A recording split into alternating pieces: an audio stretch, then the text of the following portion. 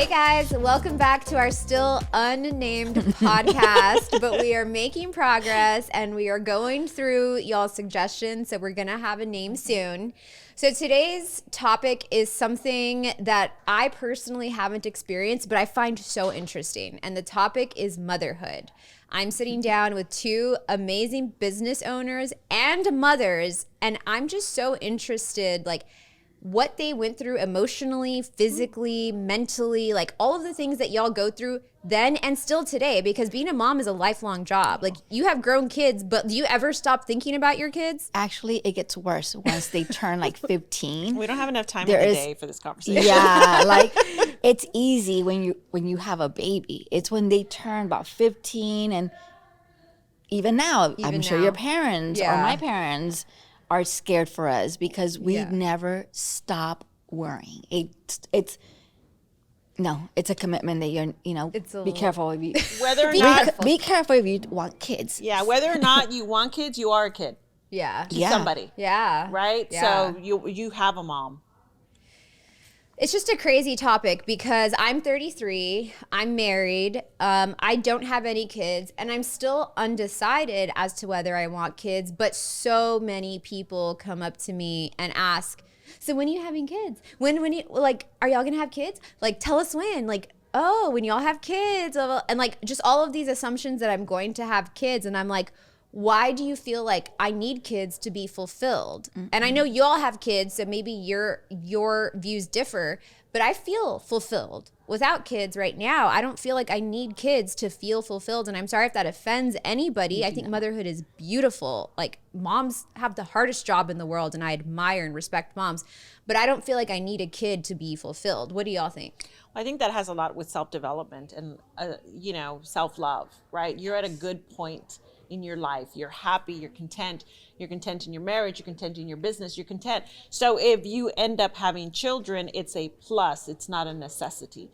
And some of us are inherent, like my sister is a mother, it's right? Just in her, She's just a mother and she glows at it. And I'm like, I don't know, what vacation, what? Just tell me when, how much I have to pay, and me and the kids will show up. Yeah. You know what I mean? Because I love being a mom, but I am not the one with snacks in my purse. You know what I mean? I don't have the perfect schedule. I'm like, let me get some help. I need a nanny. It's just different types of people, I think. You're not the people that like use the cutout of the sandwiches, of the hearts and the stars. I wish I was. I wish I would have given my kids that, a little bit of that, but I wasn't. I was the one creating Legos for them and painting them because Diego wanted it to look like Halo. So there's Magda creating a Halo Lego. I wasn't even that mom. So I was that mom, but I wasn't I'm going to make them cookies. They don't want me to make them cookies. I suck at making cookies, right? I suck at baking. So I wasn't that mom. And so I'm just like, I wish my kids would have had that, but my kids love what I have given them because they have told me. Yeah. So I think I've done well, but I think, and growing, I got pregnant very young. But before I got pregnant, 18. So I had him when I was 19. Teen mom, a baby raising a baby. But before that, I just wanted dogs. And my mom would tell me, it's like, no, wait, you're going to have kids. No, Mom, I'm not going to have kids. I'm going to adopt kids. Aww. And then boom, Magda gets pregnant, right? There comes number one. Love him. Thank you, Jesus. You gave me a baby. I didn't want any more. 10 years later, boom, there comes another little boo-boo. Both of them were boo-boos. I didn't want boo-boos. I think I would have been doing great without kids, but I love that I have my kids, if that makes any sense. Like, you wouldn't change your life at all, but you would have been fine had you not had kids. And you love your kids to death, but you know that you would have been perfectly fine without kids, right? Yes, and I hear a lot of young girls, and they're stressing. That's a big thing, and because I get it a lot. Oh, I'm 28 and I'm still not in a relationship, and I'm not gonna have. I'm never gonna have kids. Yeah, so like, hey, what's the rush? Yeah, don't rush. Start thinking of having kids after 33. Well, I want to say, start thinking about having kids when you are in a space where even if things go bad and shit hits the fan, that you're going to come home and you're still going to give them a safe space. Yes. Because at the end of the day, children need safe spaces. And sometimes we get into relationships and we're not in safe spaces, and women have children to to create a safe space. Sometimes women have children and they're not in stable relationships or stable boundaries, and you end up having a child to make yourself feel fulfilled, to try and fix the relationship or try and fix your life. Oh, a baby will fix this, or for income, right? And they all get child support, you know. And I think that at the end of the day, children, we have so many fractured families and homes, and children are coming out with much more depression and much more sadness, and we need to find some sort of resolution to help the women that are having these children, to make sure that they're giving themselves conversation, right? Especially at a young age, conversation to have about childhood, about getting pregnant, about having sex, so that we don't end up with continuous growth of fractured homes. Do y'all think, I love that we're probably going to disagree on this question. Do y'all think that a child they need a man to grow up and be a productive member of society? Like, do you think the dad has to be present? Wow, that's a loaded question, Leah. I'll go first. Okay. I'm going to say no. There are plenty of single moms who have raised amazing individuals, and I cannot definitively say that they need a father figure in life to be successful and to be a great human being.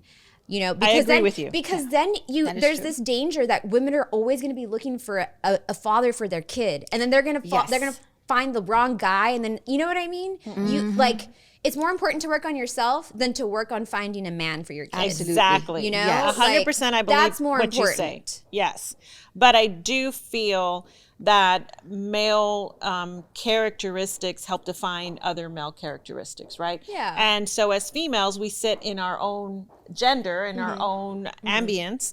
And so sometimes having that male characteristic, having that toughen up and having that, you know, let me teach you some outdoorsy things, unless the female can teach that, you know. I think it's a good contrast and it's a good balance. Right. But is it necessary in life to have somebody successful? Hell no. There's thousands of single moms that have amazing children. Right. Thousands of single dads that have amazing children without the mom being present. Right. I have many friends, guy friends, who have raised their children, and their children are amazing. So it goes either way. Yeah. But I think it is, you know, it was created so that it was a balance of the two, and we've lost a little bit, you know, along the way. Obviously, in a perfect world, you would have, you know, a mom and a dad, a masculine figure and a feminine figure. But I like the way you define that. Masculine, feminine, whichever way it goes. Yeah. And I what I want to discourage is for single moms to be desperate to find a father for their kid. You don't need it. You don't need it. I've raised both my kids 80%, well, one of them 95% by myself, and another one. Well, here's our example. And another one, I want to say 60%. And they're both boys. And they're both boys. Yeah. And I don't think they're lacking anything. I think they I've don't met know. them. They're great people. They're great people. I happen to have several guy friends that have been my best friends for the last 15, 20 years. And if they need to change the oil, I have somebody to teach them. So you don't need a man. I've done it without one, right? And they, just the way they express themselves to me, I know I've done very well with them because they admire that I've done this by myself. One of them's like, Mom, it's so crazy that I go to my dad's house and there's no food and there's 2 incomes. 2 incomes, like, Mom. What? Yes. The refrigerator. Did they come to my house recently? I haven't had time to go grocery shopping. I was out of town for a week. Sarah's triggered right now. I didn't leave my credit card. The nanny couldn't go shopping. Like, Sarah's triggered. Why did we go down that road? No, but they see those things, and 1 income, Mom by herself, stocked fridge, always food in the refrigerator. Yeah. So no, I don't think it's necessary. You don't need a man. Don't be desperate to find a daddy for your kids. Work on yourself. It's more important for you to work on yourself than find some random dude to be a dad for your kids. Anyway, I could talk about that all day. Well, yeah, we can talk about the subject like nonstop. One of the things about working on yourself, something hit me a while back. I was talking to, and you spoke to part of that group too. It was the Sotomayor, the platform that we had down here for pregnant teen moms. And Tesh is the one who organized that. And I know you were at a recent project she did for the collegiate program. Yes, I know her. Yes. Okay, well, she was in charge of the Sotomayor program before. And it was a lot of pregnant teen moms. And I'm sitting there listening to everybody talk about, all these things, and about how write down the negative thoughts and write them out and then burn them, and write them out, and, keep, everybody has a diary. And what are you putting into your diary? And I had an aha moment, and I thought to myself, why are we writing down negative things? Why are we not talking about the positive one thing that happened in life, searching for that greatness, right? And writing that out and leaving that in a diary and having those conversations, so that if something happened to me and I died in a car accident tomorrow, my daughter had great things to write or to read about me. And I would give them something encouraging, that even though I've had a really bad day, this is something great I've thought about. And when you leave that inherently for your children, you have those conversations. I've had a really bad day. I mean, I've gone home sometimes. My oldest, she's seen me cry from bad days at work or bad things that have happened. And I'll go home and I'll just bawl. And then she'll hug me, and I'll be okay. And then I just get up and let's have a great rest of the evening. Aww. Because you've got to find a way to switch it, right? So when you have children, if you're always looking for somebody else, you're never working on fixing the within. Right, yeah. I love that. And not every guy that you bring to the table is going to match your kids' vibe. And and I don't know if this is a good thing or a bad thing, where my first, I let my ex tell my son what to do sometimes. Like, he needs to be throwing out the trash. He needs to be doing this, and he needs to be doing that. And he needs to drive me crazy. And I got to the point where you don't tell my kid what to do. I'm the only one. Now, that's my first one. Second one, I don't want to make the same mistakes with the first one, because we're learning. We're kids too, and we're learning. Yeah. So the second one, I don't let any man tell my kid what to do.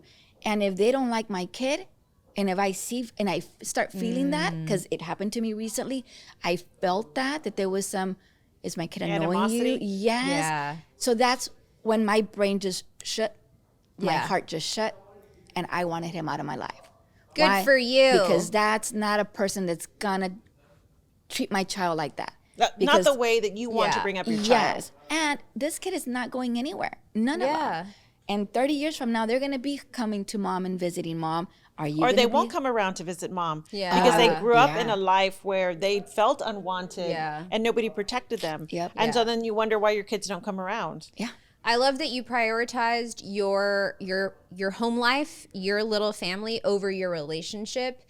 Because I do feel sometimes people make the mistake of prioritizing their relationship over their home and their children. I did it. I was young. I didn't know it. I had left an abusive relationship. 6 months later, I get with somebody else. And don't get me wrong, he wasn't horrible to my kid. He wasn't. But I did feel the tension, and I did feel he wasn't a father. He didn't understand it. It's not his fault as well. But I, for a little bit, caught myself choosing the relationship and being that kid. I was in my early 20s. Yeah. And then that's when you start getting older. Yeah. And you start seeing it for what it is. Well, I think that when you find your true value, you stop accepting. That goes back to the boundary thing, right? You stop accepting things. Yep. So when you're growing up and you're in fresh relationships and you're trying to fulfill a need, you're not feeling fulfilled inside, then you're always looking for something else to come in. And so when you started to grow and develop yourself, then you said, wait a minute, this is not good enough for what I want in my family. Yeah. And so you were able to set different boundaries and bring in different types of relationships. So clearly your two kids had very different experiences of you, different 100%. Versions of you, and your kids also had different versions of you. So talk on that. Well, I didn't want kids. Another one. I didn't want kids. Honestly, there's nothing wrong. I didn't. I grew up taking care of my little brother and sister, and my mom worked, and I was like 8 years old, cleaning and I mean, I was cooking by the time I was 10. I was doing laundry. Like my mom was 24/7 running businesses with my dad, and we didn't have help. So my mom she was the superpower. But I didn't want that burden. All I saw was her always doing something. She never cared for herself. She never had time. Nobody ever paid attention to her needs. Everything was always about the family, what we needed, what my dad needed, what the businesses needed. And I saw that really young growing up, and I thought, I will never be that person. Yeah. I just don't want kids. So then I got into a marriage, and then I ended up getting pregnant, right? It happens. And I was like, okay, well, I'm pregnant. I'm a survivor. Okay, now here we are. I'm going to love this child because I'm not a bad person, right? I'm going to love my kid. So I had the child, and then we ended up getting divorced, and it was a bad divorce. And so my daughter got me at a younger age, and she got me unsure, and it was my first experience and going through a bad relationship. You know, she got the bad part of the marriage when she would see the ugly things, me crying, him screaming, him taking her off of me, him taking her and keeping her away from me so that I wouldn't leave. Like all this turmoil as a baby, you know, 2-3-year-old kid. Boy, we traumatized you. I'm so sorry, baby. It's traumatizing, right? And so now I'm in a great relationship with my husband. Fast forward. We have kids, very happy to have children with. And we talked about having kids before we got married because I was ready. It was stable. And now I also saw all the mistakes I made with the first one. You know, it's like when you first cook the first chicken and rice and it comes out all hard and you're like, oh, this was really bad. It's too much salt. It's like that with, you know, you have your first kid and you're going to make mistakes. All these mistakes. Oh, we make so many. We make so many. And then we still make them with the second one, but they're different mistakes. Yeah, they're different mistakes.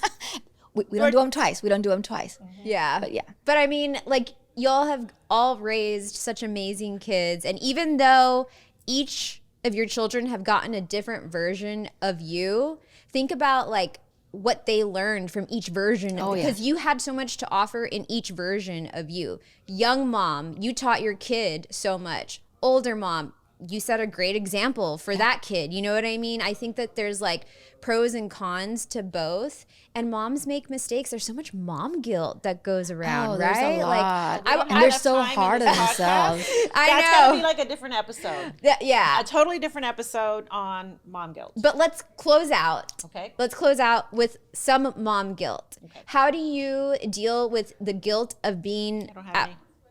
Oh. Good. You are evolved. You are what more moms need to be. No guilt. Well, I had a friend who told me once, "Oh my God, you leave your husband so much. You don't ever worry about somebody like stealing taking him from you, you know? And how do you handle leaving your kids so much?"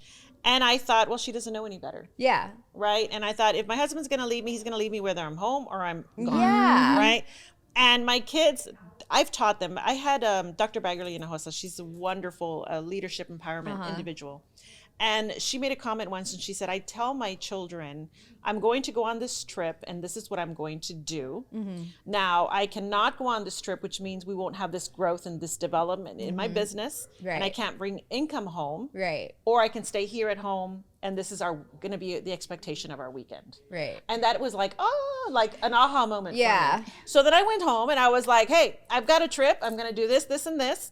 I'm going to do this for myself. I'm going to grow this. I'm going to learn about this. I'm going to come home and I'm going to talk to you all about empowering women, about teaching, about education, about leadership roles. I'm going to have this conversation. What do you guys think? And they're like, oh, Mom, we can't wait till you come home. So now they get excited. And they're like, so what did you learn from your women, Mom? What did you learn? Yeah. Okay, but I'm sure y'all have felt guilt in the past, right? Okay. I felt it. My first child, I think I made a lot of mistakes. I was just learning. I did not realize till now that I started seeing a therapist and we're dealing with that part of my life right now, that I should not feel guilty. I did not know any better. I didn't. This is what I had to work with. This is the situation that I was in. This is the reason why he gave me the reasons why I was the way I was. So yes, I had guilt and I carried that for so long. But now, and my son and I actually had a conversation last year, kind of about, in regards to that. And just hearing the reassurance that, Mom, you did great. Aww. I was a happy kid. Just because I look upset in the pictures, that was just me being a teenager. I want to take a picture, Mom. He, like this. Always not, right? He did not want any pictures. So he's like, but I was a very happy kid. Aww. Now with my second, I caught myself when I saw that my relationship was going to, if I stayed with the father, it was going to affect my kid in the long run. I left that relationship. And I saw that when he was 5. And that's a hard step to take. That should be another podcast. Yes. How do you leaving. How do you end up getting out of toxic relationships when it comes to? So yes, guilt was there. We have but so much to talk about. It's not our fault. It's not. Yes, It's I love that. yes. This guilt thing is just like the brim of I know. 5 conversations. Because as women, we don't feel just mom guilt. We feel guilt in so many different aspects, like our parent, you know what I mean? We're expected to care for our parents, and we can go on about this forever. Oh, that conversation, but I could be on. We still need a title. But we still need a title. Yes, so let's end it like this. Yes, we're reminding people. Yes, send us a title. I'm glad that I got to sit down with 2 amazing moms and they shared part of their experience. If you are a mom and you're struggling and you're a single mom, listen to what they have to say. You're doing great. Work on yourself. Don't feel guilty. You're doing the best you can. And there's a lot of love here for you all. So thank you all so much for watching, and we can't wait for the next episode. Bye. Bye.